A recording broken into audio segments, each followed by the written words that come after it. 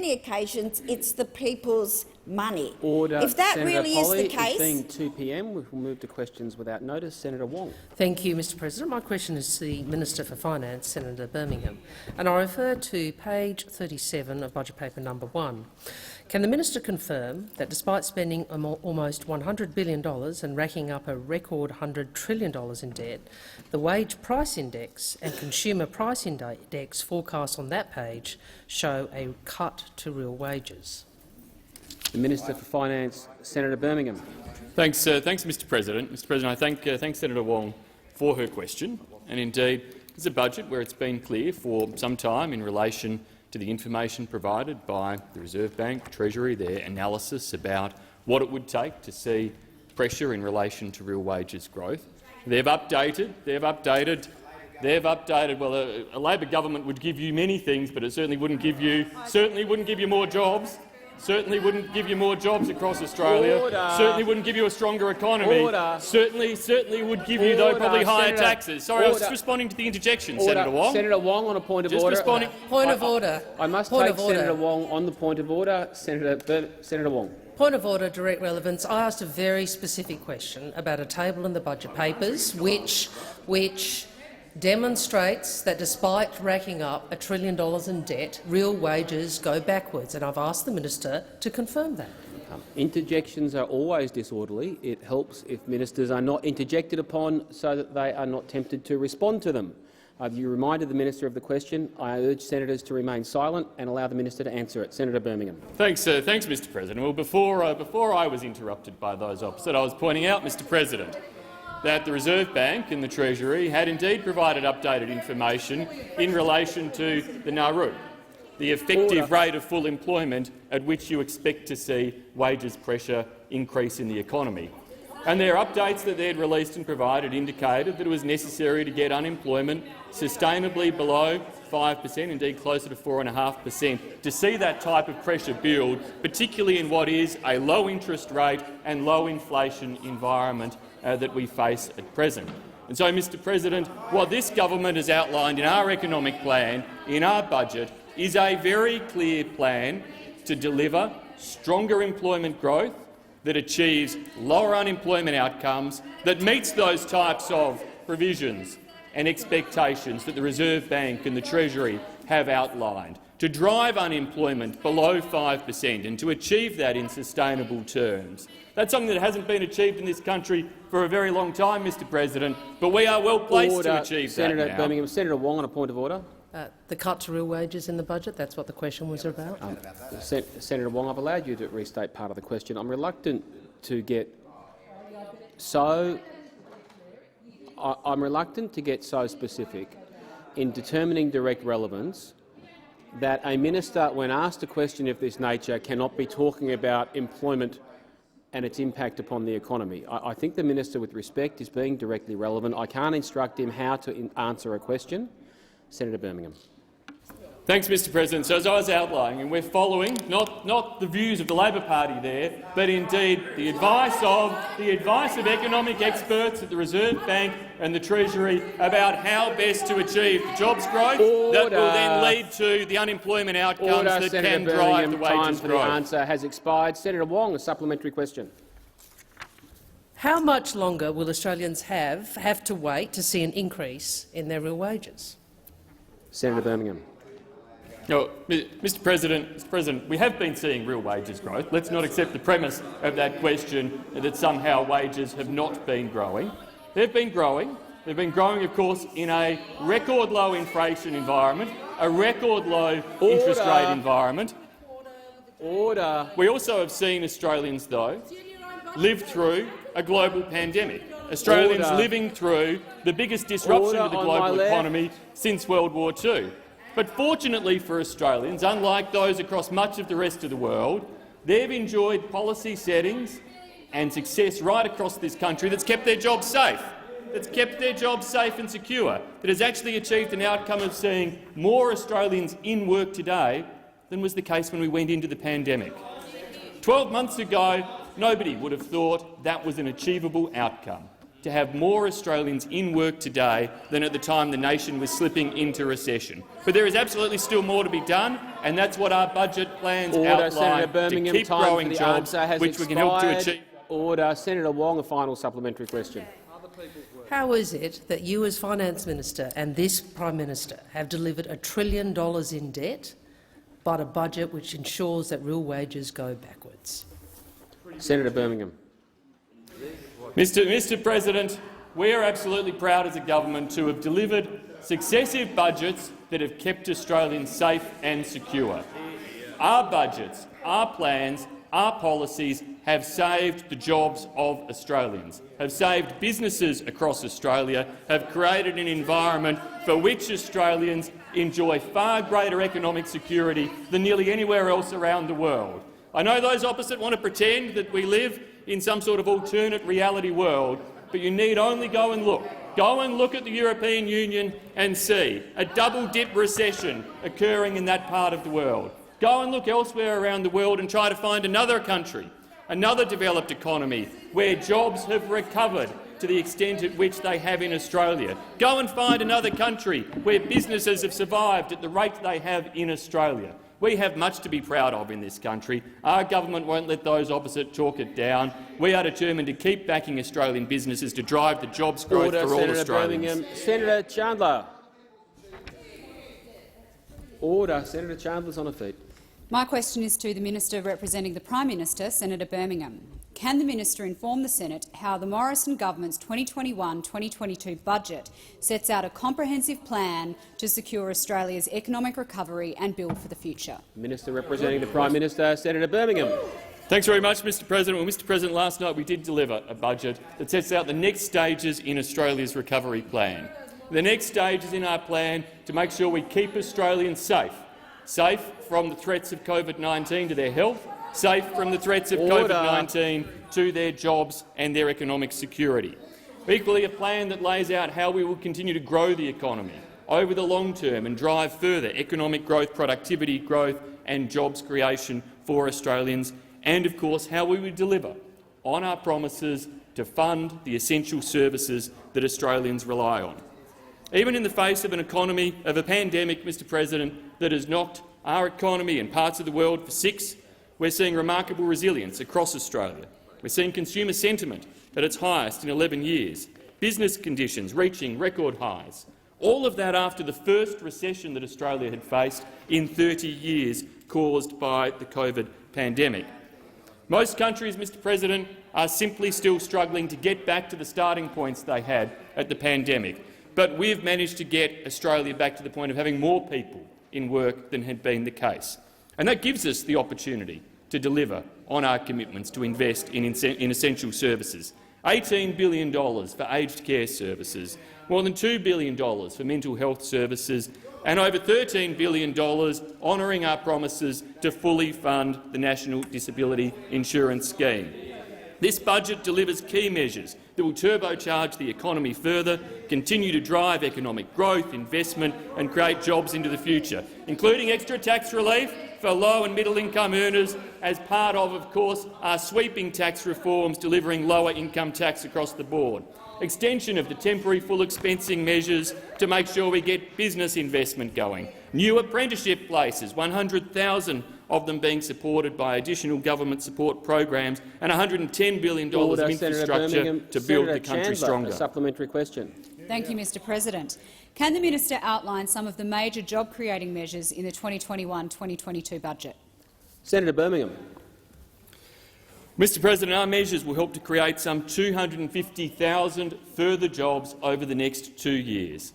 Having taken employment in Australia to a record level now, we're going to see under this budget settings a further 250,000 additional jobs created. Since the last budget, almost 500,000 have already been created, and this will see 750,000 jobs growth across Australia. We're investing, Mr President, a record $6.4 billion this year in skills and training support to make sure that Australians get the skills they need to secure the jobs of the future, doubling our commitment to the Job Trainer Fund, supporting more than 450,000 new training places to upskill job seekers and young people, and, importantly, an additional $2.7 billion to extend the Boosting Apprenticeship Commencements program. Boosting Apprenticeships will support more than 170,000 new apprenticeships and traineeships across Australia. Senator Chandler, a final supplementary question. Order. Senator Chandler. Thank you, Mr President. Can the minister outline how tax relief and other measures will support families and businesses and drive investment in our economy? Senator Birmingham. Mr President, the Liberal and National parties will always be the parties of lower taxes. Lower taxes that we are delivering. Lower taxes that we are delivering through our income tax cuts. Lower taxes that we are delivering through an extension of the low and middle income tax offset for another year, supporting 720,000 hard-working individuals across my own state of South Australia and many more, 10 million across Australia altogether. We're the party that's making sure we back Australian business to bring forward their investment decisions through the full expensing measures and the temporary loss carryback measures that are in place. And by bringing forward those expenses and those investment decisions, Australian businesses will be creating more jobs. Australian businesses will be investing in their productivity and their competitiveness, which will make sure, and it's been working, Senator Ayres. I'm happy to say Australian businesses have been doing that, which is why we've extended this program. We've extended it because it's helping to deliver the jobs for Australians. Has expired. Order. Senator Gallagher. Thank you very much, Mr President. My question is to the Minister for Finance, Senator Birmingham. Can the minister confirm that last night's budget reveals that gross debt will reach $1.2 trillion in 2024-25? And can the minister confirm that he will be responsible for the highest level of debt in Australia's history? Wow. Minister for Finance, Senator Birmingham. So thanks, Mr President. Indeed, the debt figures are published transparently in the budget papers. The debt figures are there for all to see. Importantly, Mr. President, under this budget, net debt across each of the 10 years of the medium term comes in lower than had been forecast in last year's budget. Mr. President, what we're able to deliver across this budget is investment in essential services for Australians, whilst ensuring that we keep debt at levels below what had been forecast in last year's budget. That's a dividend from sound economic management. That's a dividend from being able to create more jobs across the Australian economy. That, Mr. President, is a dividend from having created the environment through tax incentives, through incentives for Australian business, through incentives for Australian households and through sound management that creates the right environment to be able to see recovery across our economy. I hear Senator Wong talking about the iron ore price. Well, of course, this budget, like all our preceding coalition budgets, takes a conservative approach in relation to things like assumptions around the iron ore price. Once again, if Senator Wong hadn't realised, we project in the budget iron ore prices declining to $55 per tonne. A conservative approach to give confidence, to the budget papers. Oh, and Senator Wong wants to talk to me about debt now, Senator Wong wants to talk to me about debt. This is Senator Wong. I was here. I'm not sure where Senator Wong was last March when everybody over there was saying we should extend the JobKeeper program, or the sky was going to fall in. This lot were calling for more spending just a few months ago. And when we showed the judgment and the strength to phase out of that program, we were proven right. Order. Yesterday we managed to hear the other place. I'm hoping we don't return the favour. Senator Gallagher, a supplementary question. Thank you, Mr President. I do have a supplementary. What is the dollar figure for peak gross debt, and in what year will it be reached? Senator Birmingham.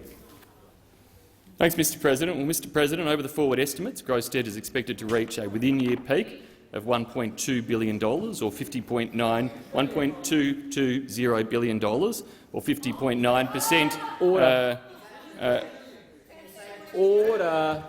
Yes, $1.22 trillion, or 50.9% of GDP in April 2025. Gross debt, as the budget papers make very clear, is expected to stabilise in the medium term at around 51% of GDP, compared, Mr. President, to around 55% in last year's budget. Order. Senator Birmingham, I have Senator Gallagher on a point of order. Senator Gallagher. Point of order on relevance, direct relevance. We didn't ask for the percentage. We asked for the dollar figure for peak gross debt. I know he's having trouble saying the word trillion, but I've asked what the peak what dollar figure is, not percentage. I've allowed you to restate the question, Senator Gallagher. I was listening carefully to the minister's answer, and despite the interjections, I think I heard about half of it. I've allowed you to remind him of the question. Senator Wong, before you get to your feet, I was struggling to hear the minister and all the answer. There was so much noise in the chamber. I've allowed Senator Gallagher to remind the minister of the question. The minister, in my view, from what I heard, was answering it. I'm not going to instruct him how to answer a question, but I'm going to listen carefully to what he says, and I'll ask senators to remain silent so that I may rule if people raise subsequent points of order. In my view, from what I heard, he was being directly relevant. Senator Birmingham. Thanks, Mr. President. Mr. President, in the first question I faced today, the opposition asked me the question premised on the basis of $1.7 trillion. Senator Wong, on a point of order. It was a very simple question, point of order, direct relevance, for peak gross debt in dollar terms. The minister, I think, spoke for 7 seconds. Then I don't think I cannot go. I cannot. If a minister is talking, it was a factual question. It does not allow. We'll waste time. Order on my right, order on my left. Order. Now, the first principle I have is that I cannot instruct a minister how to answer a question. The second principle is this was a straight factual question, so it does not allow for commentary. And I do not believe the minister was providing any commentary. I believe he was addressing the issue of gross debt. I am reluctant to instruct a minister, if they are being very specific to the question, in my view, to get to the point of how to answer a question. I cannot instruct the minister to provide a particular number, fact, statement or observation to the chamber. There is an opportunity to debate the merits of answers afterwards. I believe the minister was constraining himself to directly relevant issue raised by the question. I can't instruct him any further than that. Senator Birmingham. Thanks, Mr. President. Mr. President, as I was indicating before, the opposition, in their first question that they asked today, referenced $1.7 trillion in relation to gross debt figures. Now, Mr. President, what we see in relation to the medium-term projections is that gross debt is projected to stabilise. Time for the answer has expired. Senator Gallagher, a final supplementary question. I think in the first question we used the figure 1.2 trillion, so I'm not sure where 1.7 is, but this supplementary is, can the minister confirm if Senator Canavan is correct when he says, and I quote, "We have a higher debt to GDP than we have ever had since the end of World War II." Is Senator Canavan correct? Senator Birmingham. Thanks, Mr. President. And indeed, Mr. President, we do face globally the biggest economic disruption since World War II. So it is not surprising, Mr. President, that in responding to the first global pandemic in a century, in responding to the biggest economic disruption to the world since World War II, in responding through programs like JobKeeper, which those opposite argued should have been bigger and lasted for longer, yet now they come in here with great hypocrisy and seek to criticise the level of debt, it's not surprising that we would face those circumstances. I am addressing specifically the question that was asked and the quote that was there. And Mr. President, it is clear that across the world there's been a significant increase in government debt. Australia, has managed to deliver a budget now that sees a reduction in what was projected of government debt than was expected has last expired. year. Senator Hughes. Thank you, Mr President. My question is to the Minister for Women's Economic Security, Senator Hume. Can the minister outline to the Senate how the Morrison government's 21-22 budget is securing Australia's recovery by supporting women to further participate in the workforce? The Minister for Women's Economic Security, Senator Hume. Thank you, Mr President. I thank Senator Hughes for her question, her enduring commitment to women's economic security. Mr President, the Morrison government is proud to be making a record investment of $1.9 billion towards the economic security of Australia's women in this year's budget. This is part of a broader package, $3.4 billion package of targeted measures that will also improve women's safety and their health and well-being. Our measures have been designed to give more women more choices and more chances to participate in the workforce and secure their economic security while they are working and also into retirement.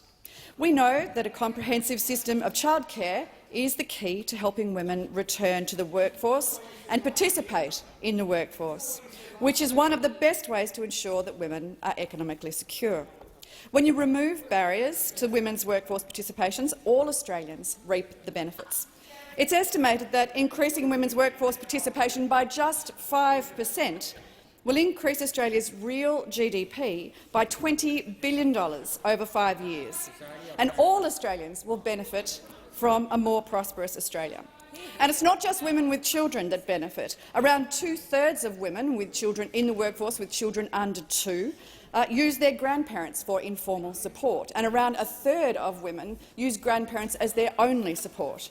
By making childcare more affordable and more accessible, we're actually freeing up older women to also return to the workforce, to increase their lifetime earnings and to secure their economic future. So women's workforce participation hit a record high of 61.8% as in March, but we know that it can go further. That's why we're investing an additional $1.7 billion in childcare, building on the $10.3 billion that we already provide every year.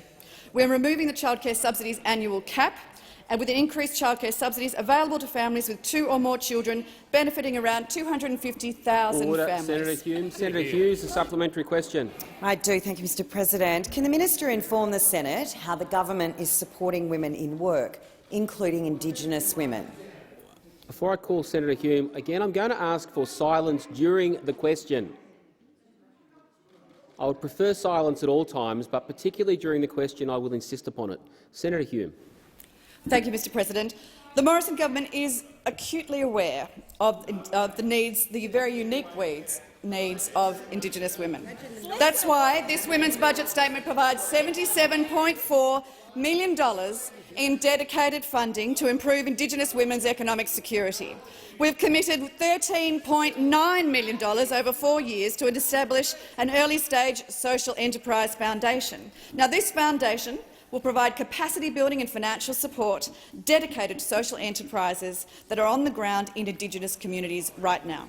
We know that partnering with these organisations is one of the very best ways that we can improve the economic security of Indigenous women and support them into work opportunities because of the unique insights that grassroots organisations can provide.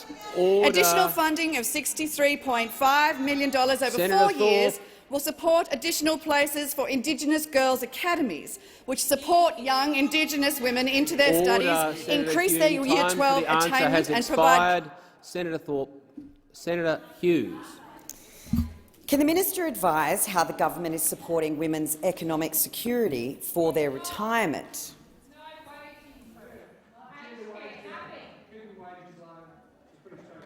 We're wasting time. Order. Senator Hume. Thank you, Mr President. The Morrison government knows that women's economic security in their retirement is particularly important. We're focused on improving the retirement outcomes for women by increasing superannuation coverage and making our system fairer. By removing the $450 per month threshold for superannuation eligibility imposed by the Labor Party when superannuation began in 1992, we are ensuring that women who are working part-time or in multiple jobs are accruing superannuation for their futures. We're also extending the access to the downsizer contribution and removing the work test to improve superannuation's flexibility. We know that more women than men make voluntary contributions to their superannuation accounts at all stages of their lives, and this is the key element to the retirement income system working better for women. This government's reforms remove barriers to superannuation system, facilitate those voluntary contributions so that all women can bolster their own super on their own terms when they're able to do so. The answer has expired. Senator McKim. Thank you, President. My question is to the Minister representing the Prime Minister, Senator Birmingham. Minister, the two great economic challenges of our times are the breakdown of our climate and growing wealth inequality. In your government's budget, these great challenges have been either left unaddressed or deliberately made worse. Knowing that climate change will make fires, droughts and floods more frequent and more intense, how can you possibly justify the tens of billions of dollars of public subsidies your government is handing over to billionaires and big fossil fuel corporations to continue polluting our atmosphere with carbon? The Minister representing the Prime Minister, Senator Birmingham. Thanks, Mr. President. Well, I thank Senator McKim for his question. Like those opposite, he must have missed the pandemic that seems to have had a rather profound impact in relation to economic security right across the world. And so, Senator McKim, I would contest the fact that there isn't something else right here, right now, that is indeed creating challenges for economies, including Australia's around the world. And so this budget is framed very much, first and foremost, on the premise of continuing to keep Australians safe and secure in the management of the pandemic and, of course, in relation to their job security as well. But, Mr. President, I would also suggest that Senator McKim may wish to look a little more thoroughly through the budget papers in terms of the measures that are there when he raises climate change about ensuring we address emissions reduction. $1.2 billion in this year's budget to establish Australia at the forefront of low-emissions technology, innovation and commercialisation, particularly pursuing international partnerships, a high-integrity carbon offset scheme in our Indo-Pacific region, support for 4 additional clean hydrogen export hubs, bringing our support there to a total of 5, support for Australia's hydrogen industry overall, support for the development of carbon capture technologies and hubs, support for the National Soil Carbon Innovation Challenge. Mr. President, let me also address Senator McKim's question, indeed, about inequality. The greatest path to be able to achieve greater equality is by creating more jobs across our economy, by getting workforce participation to its highest possible levels and by achieving the maximum in terms of workplace participation. And that's what our government has proudly achieved, being able to drive pre-pandemic workforce participation to record highs and now seeing record numbers of Australians in jobs, which is the fastest way to address. No mention of the $51 billion of public subsidies to fossil fuel in this budget. Minister, why are you continuing to hand out billions of dollars to the big corporations and billionaires to allow the continued destruction of our environment? Why does your government's budget continue to favour coal, gas and oil over renewable energy? And how can you possibly justify handing billionaire Andrew Forrest tens of millions of dollars of public subsidies for new gas projects during a climate emergency? Senator Birmingham.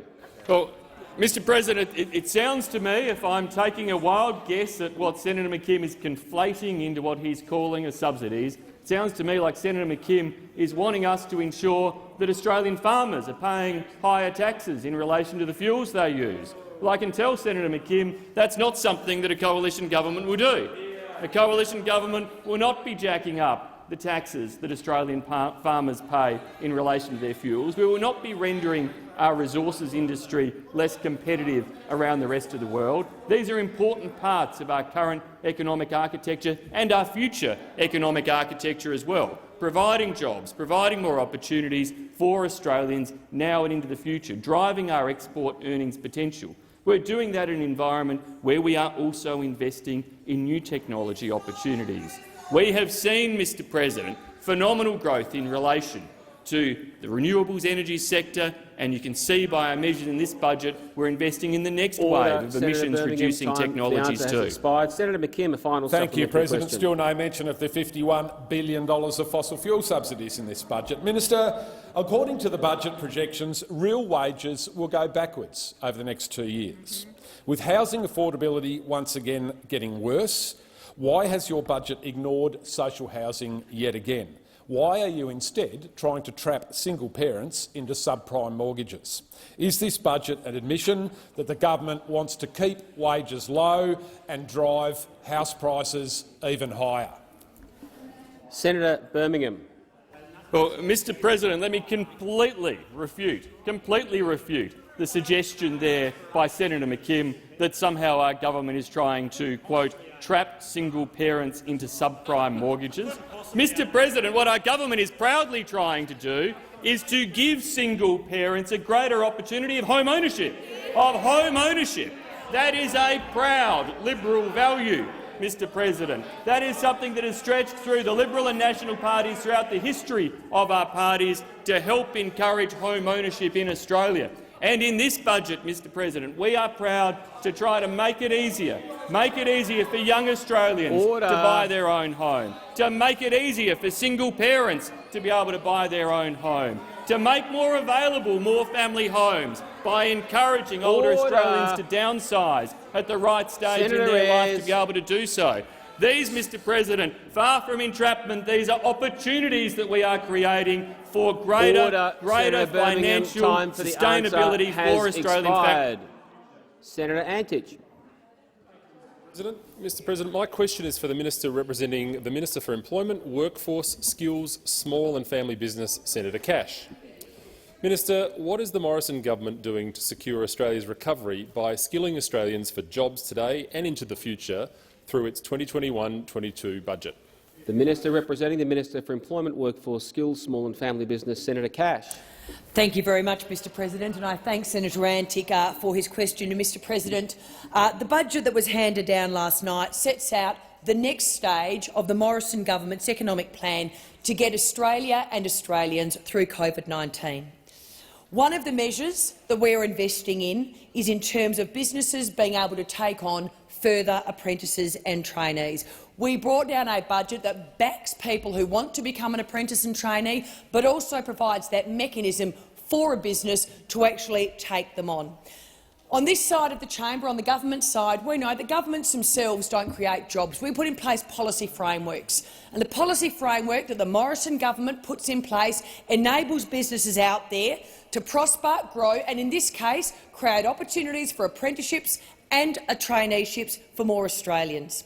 And what we saw in last night's budget was the government committed to extending the Boosting Apprenticeships Commencement Wage Subsidy with an additional $1.5 billion.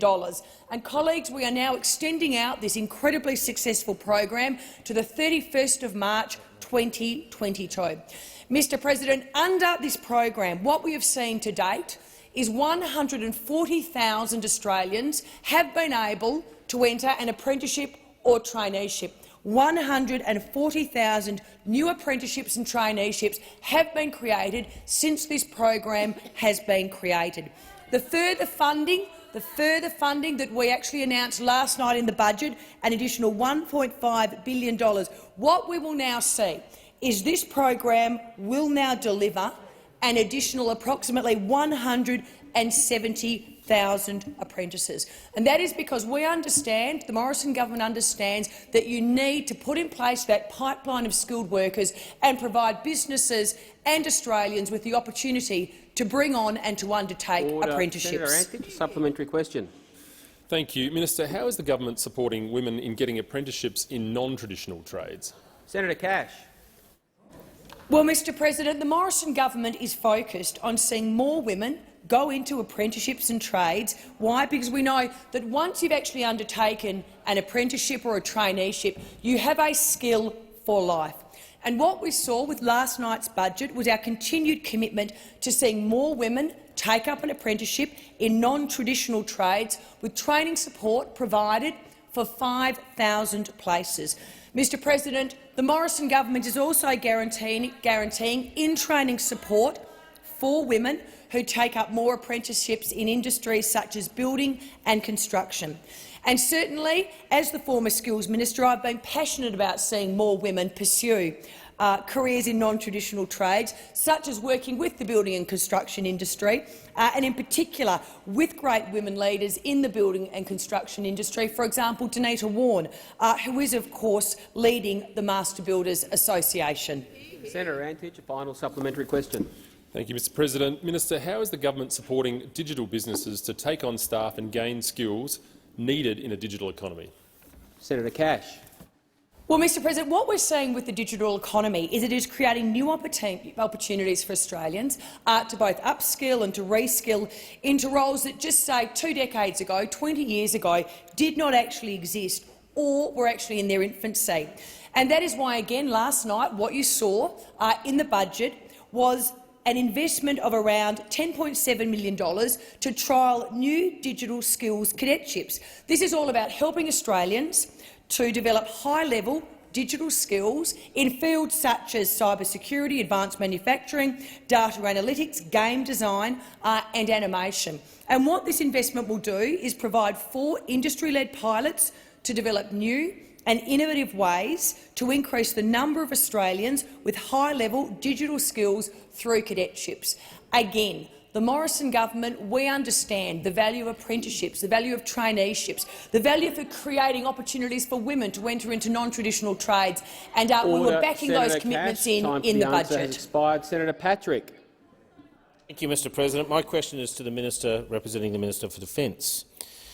After a 2-year FOI battle with the Defence Department, the Information Commissioner granted public access to the total build and sustainment costs for the future submarines as offered by Naval Group in its tender response. The Defence Department has appealed that decision in the AAT, and Naval Group have requested and been joined to the proceedings. There are now 7 lawyers involved fighting one Rex Patrick.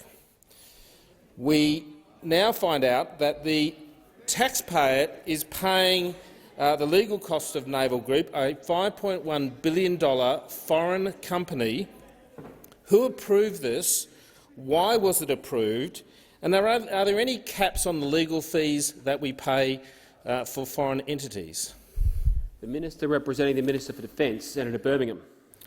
Thanks, Mr President. I thank Senator Patrick for his question. Defence tabled a response to a Senator's question from Senator Patrick in relation to this matter. The question, as Senator Patrick has indicated, relates to Defence's application to the AAT against a decision of the Information Commissioner that Defence should provide certain information. Defence considers this information as being confidential information under the terms of the contract for the competitive evaluation process and accordingly not for public disclosure. Defence is represented by the Australian Government Solicitor in these proceedings and is co-joined by Naval Group in appealing against the Information Commissioner's decision. Naval Group has engaged its own legal representation. Defence and Naval Group have lodged affidavits and statements of facts, issues and contentions. Both have also lodged responses to the statement of facts, issues and contentions lodged by Senator Patrick. I understand the matter is set for hearing by the AAT on the 8th and 9th of June. In regard to the payment of legal costs, Defence has, as indicated in the answer to the question asked by Senator Patrick, assessed that those costs related to these proceedings may be allowable and reasonable under the terms of the Strategic Partnering Agreement between Defence and Naval Group.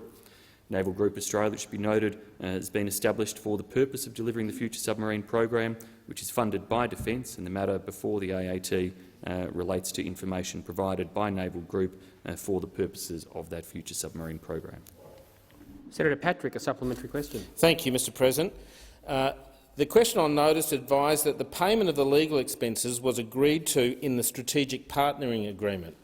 Yet the disputed material relates to a contract that played out well before Naval Group were even selected as the partner. On what basis would the Commonwealth grant this retrospective cost indemnity, and how far back does that indemnity go? Senator Birmingham.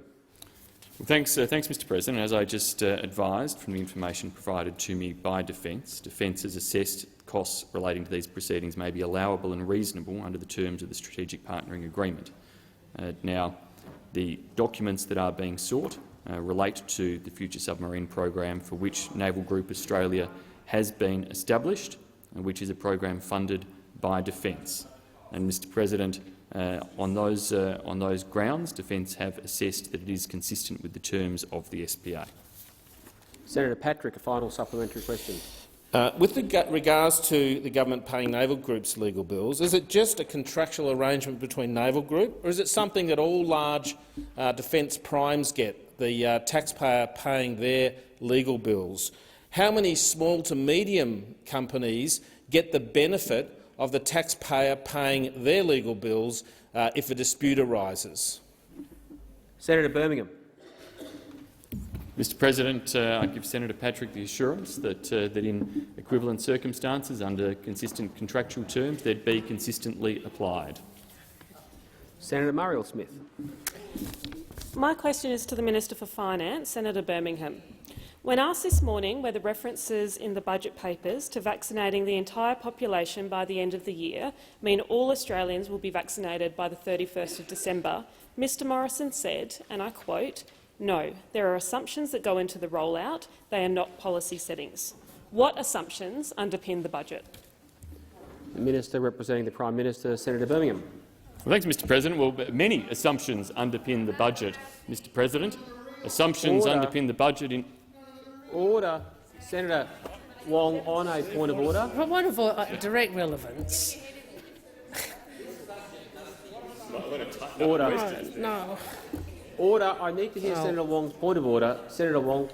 It is about the Prime Minister's statement today on vaccinations and the vaccination assumptions. It is the Prime Minister's own words. I would ask, would you like me to read the question again, Senator Ruston? Order. It was asked about vaccinations, and I would ask the Minister to be directly relevant to that fact. The Minister had been speaking for 7 seconds, and I think I'd heard more words from some interjectors than I had from the Minister in that 7 seconds. The preamble to the question was about vaccines. The final words I have, and I'm happy to be corrected, are what assumptions underpin the budget. Now, if I misheard, I'm happy to be corrected. I'm definitely not going to rule on direct relevance 7 seconds in when the Minister has referenced part of the question in his opening statement.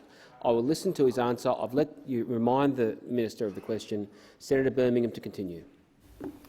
Thanks, Mr. President. Well, Mr. President, budget paper number 1, page 36. The key assumptions that underpin the economic forecast are set out below. Outcomes could be substantially different to the forecast depending upon the extent to which these assumptions hold. Mr. President, the first phase of Australia's vaccination program commenced in late 2021, as it says, with most priority populations having been vaccinated. It is assumed that a population-wide vaccination program is likely to be in place by the end of 2021. The assumptions indeed go on, Mr. President, in relation to the containment of localised outbreaks of COVID-19, in relation to the management of domestic activity restrictions, in relation to the operation of state border restrictions, in relation to temporary or permanent migration movements, in relation to inbound and outbound travel restrictions. Of course, there are many other assumptions, Mr. President, that do inform the budget papers, as I was saying at the outset. Mr. President, in relation to vaccine availability, it is no secret that the world has faced a shock in relation to elements of the vaccine rollout, particularly in relation to the AstraZeneca vaccine, and in Australia the advice that we've received from health authorities to limit its application to those over 50. That has obviously had a change in relation to the rollout schedule and expectations. Nonetheless, Mr. President, our government has procured around 170 million doses of vaccines that can give Australians confidence that throughout the course of this year we will receive the vaccine doses that will enable Australians to have the choice to be vaccinated, and we will urge all Australians to follow the health advice and to be vaccinated in accordance with that advice. Senator Smith, a supplementary question. When Mr Morrison said, and I quote, "No, there are assumptions that go into the rollout. They are not policy settings," what are the policy settings related to the vaccine rollout? Senator Birmingham.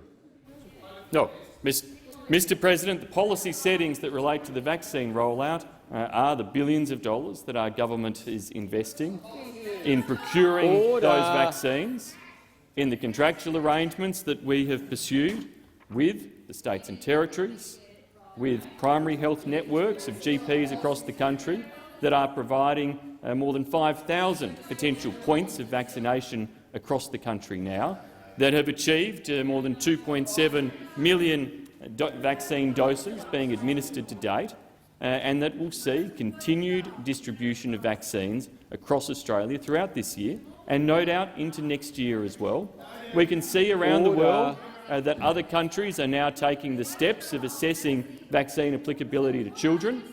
Those are considerations that obviously our health experts and regulators will give, which will no doubt, if they decide to approve that, necessitate further changes to the vaccine program over time to come, in addition to potential for further booster doses. Time for the answers expired. Senator Smith, a final supplementary question.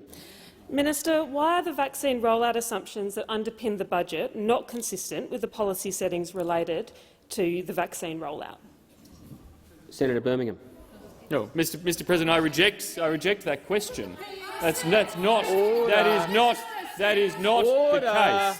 That is not the case. Senator Wong. That is not the case, Senator and I won't accept the Keneally. verballing of the Prime Minister from those opposite either, Mr. President. Mr. President, and what is in the budget under the assumptions are indeed just that, assumptions. Those assumptions, though, are consistent with the government policy settings, which have entered into contracts around the world to secure around 170 million doses of vaccines for Australia, to ensure that we have that supply, that we have the distribution network that can enable, as indeed the budget assumptions say, that can enable a population-wide vaccine program to be in place by the end of 2021.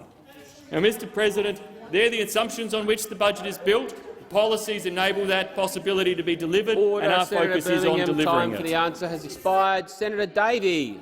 Thank you.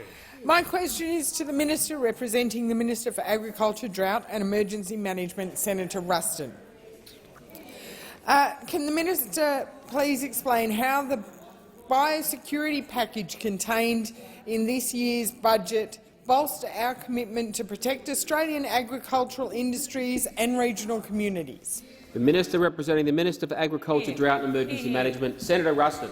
Thank you very much, Mr. President, and I thank Senator Davey for her question about this really important issue that confronts Australia's farming sector.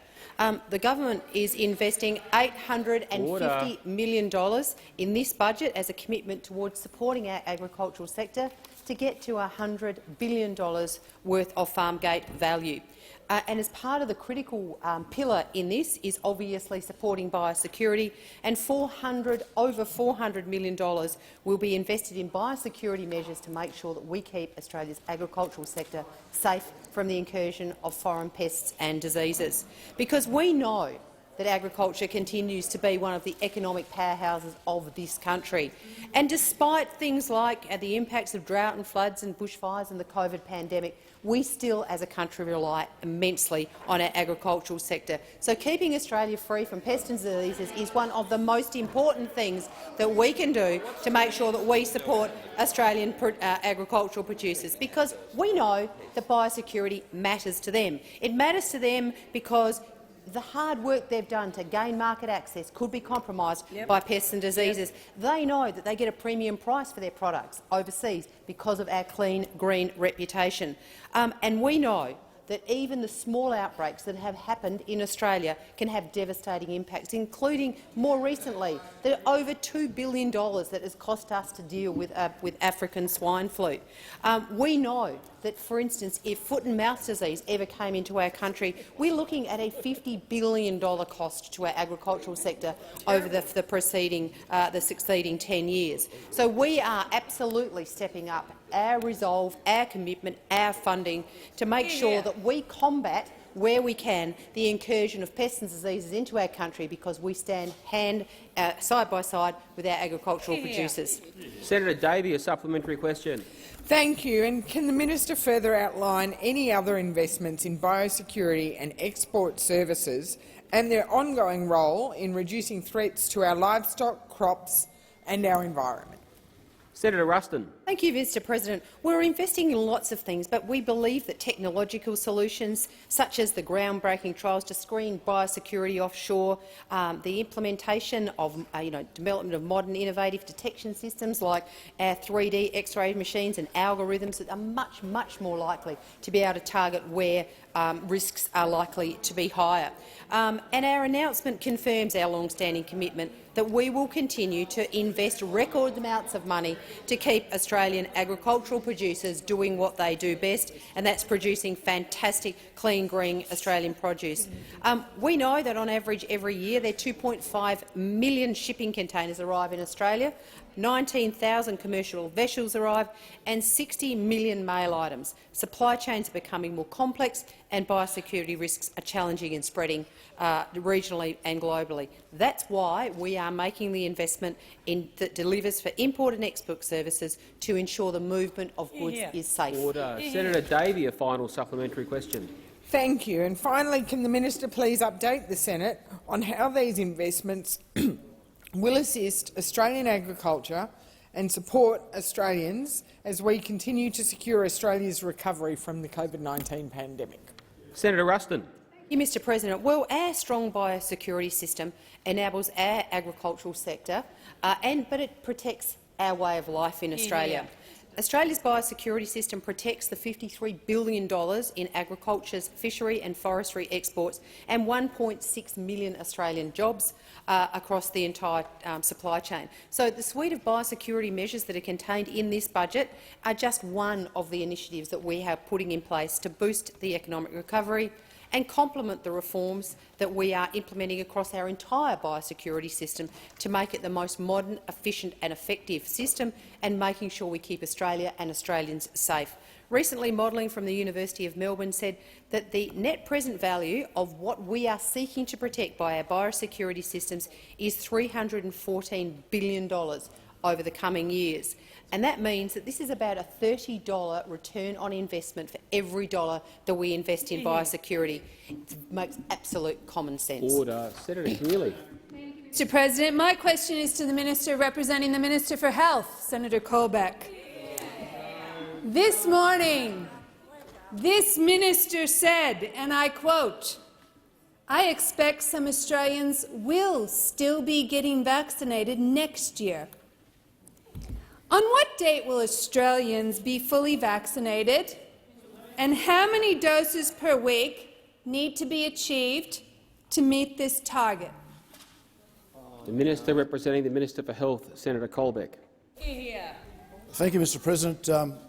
I didn't make any statements with respect to vaccination this morning, so it's somewhat difficult for me to respond to something that the opposition are alleging that I have said, Mr President. Order. Sorry, I've got Senator Colbeck. I've got to take the point of order from Senator Keneally. Order. Order. I've got to listen to the point of order, Senator Keneally. My apologies, and that is my fault. I take responsibility here. Mr President, my question was actually to Minister Birmingham. There was a typo on my paper. I apologise. Well, yeah. I apologise. I'm afraid that is. I'm afraid that is not something I can resolve. I'm afraid that is not something I can resolve. It was a question to.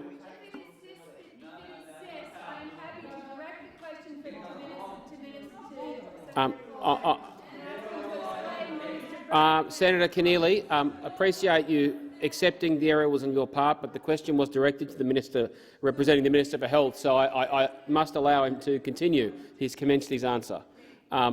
Senator Colbeck, have you concluded your answer?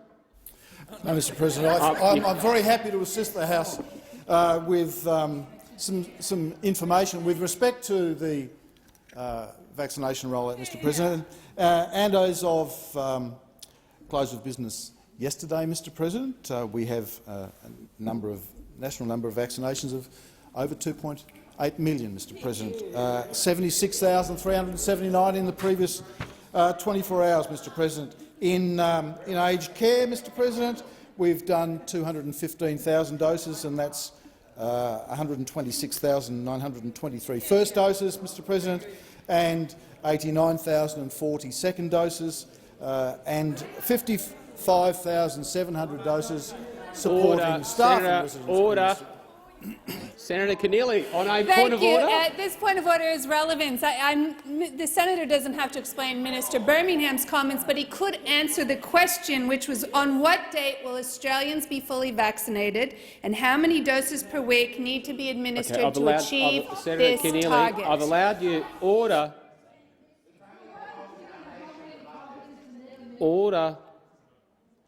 Senator Keneally, there was a quotation that you accept erroneously put to the minister in your question. I can't rule in this circumstance that talking very specifically about vaccination numbers is not directly relevant, but this is, I think, a unique circumstance in addressing direct relevance in a question.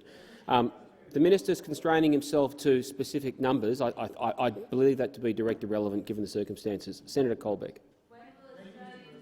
And, Mr President, the government will continue to grow and develop the vaccination rollout in accordance with the growth in supply, which we all accept has been one of the things that we've had to manage through the pandemic. We did not expect, Mr President, that 3.1 million doses of vaccine wouldn't be available. And as more vaccine becomes available, Mr President, we'll make more vaccines available through the nearly 5,000 outlets that we have available for Australians to achieve their vaccination. And of course, Mr President, it is a voluntary process. It is not compulsory for Australians to be vaccinated. We are offering vaccinations progressively to all Australians based on the approvals of the TGA. And, Mr President, at this point in time, we actually don't have globally a vaccine that's approved for use, and particularly in Australia, we don't have a vaccine that's approved for the use in younger Australians, people under the age of 18, Mr President. So, Mr President, the Labor Party clearly don't understand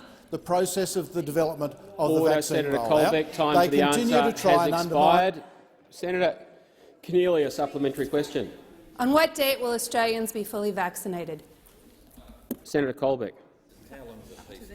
Mr President, as I have said, and if the Labor Party had been listening to the last question that I just answered, I have said that vaccination, Mr President, is a voluntary process. We don't have yet in this country a vaccine approved for people under the age of 18, Mr President.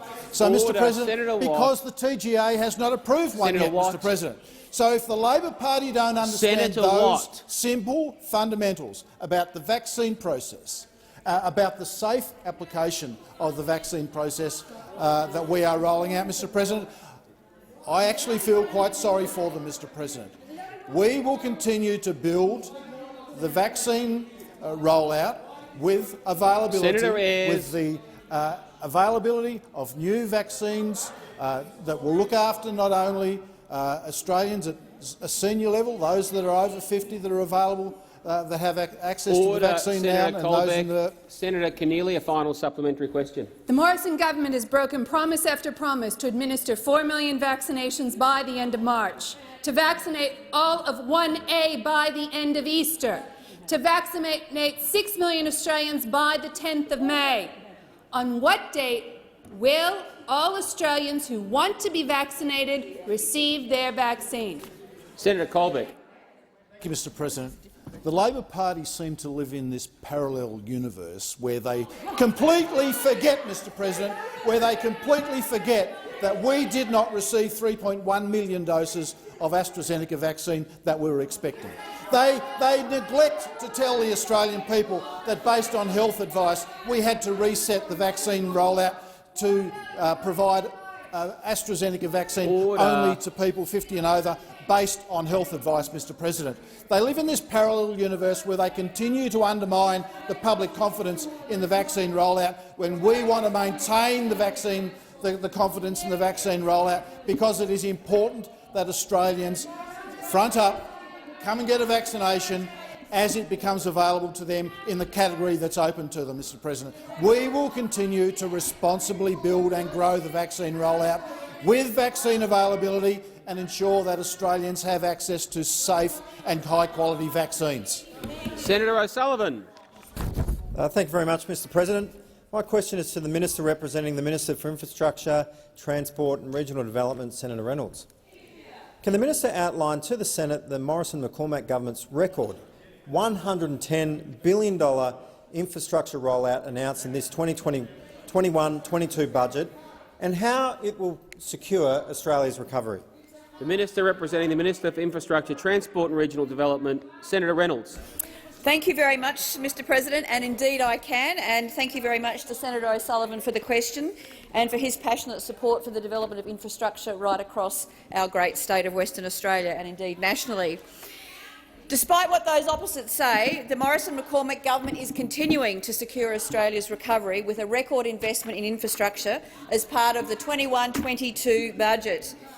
This is continuing to support and secure jobs. It is driving growth and helping rebuild Australia's economy from COVID-19, which is still far from over. So not only does this $110 billion 10-year infrastructure pipeline form part of our economic recovery plan, it is helping secure Australia's world-leading economic recovery. This record infrastructure is actually delivering nation-building infrastructure projects, water security to inland Australia. It's meeting our national freight challenge, and it's also getting Australians home sooner and safer. Some examples. This builds on the significant projects that the Morrison government has already delivered for Australia. And let me remind all in this chamber of what some of those projects are that have been delivered. The Pacific Highway, the Wollongong to Ballina extension, $3.7 billion. The Ballarat-Wright-Lale upgrade in Victoria, $500 million. The North-South Corridor, Darlington upgrade in South Australia, over $200 million. The Bruce Highway, Mackay Ring Road in Queensland, approximately $400 million. And a bit closer to our home, Senator O'Sullivan, the Great Northern Highway, the Mewshay to Woburn upgrade in Western Australia, $275 million. This $110 billion rollout, I'll say that again, $110 billion rollout includes an additional $15.2 billion in new commitments. So far from a cut, it is Senator additional Reynolds. spending. Senator O'Sullivan, a supplementary question. Can the Minister inform the Senate of the flow-on effects on jobs and the result of this $110 billion infrastructure investment? Senator Reynolds.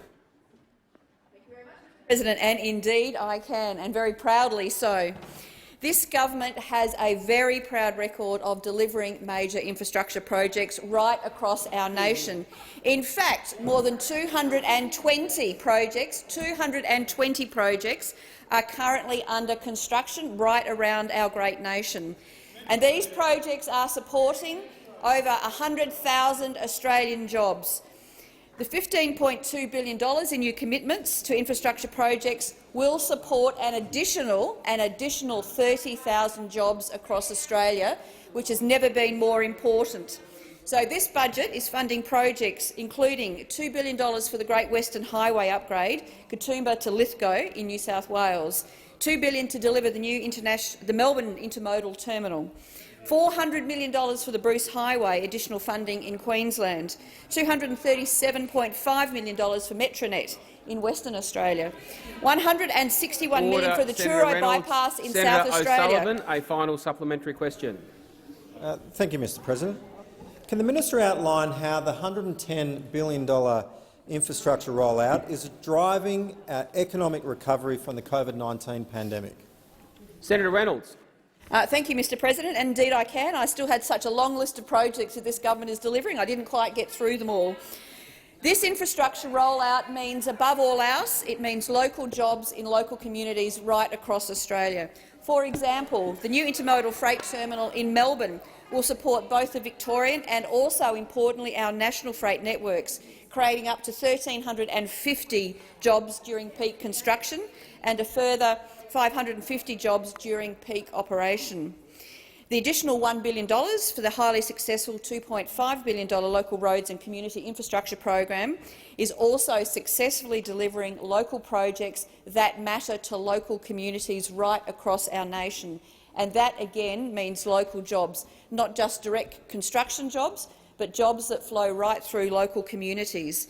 This funding is also supporting around 3,500 jobs, taking the total jobs supported by this program to 9,000. This is what Senator good Reynolds, government time for looks the answer like. has expired. Senator Birmingham. Thanks, Mr President. Mr President, I ask that further questions be placed on notice.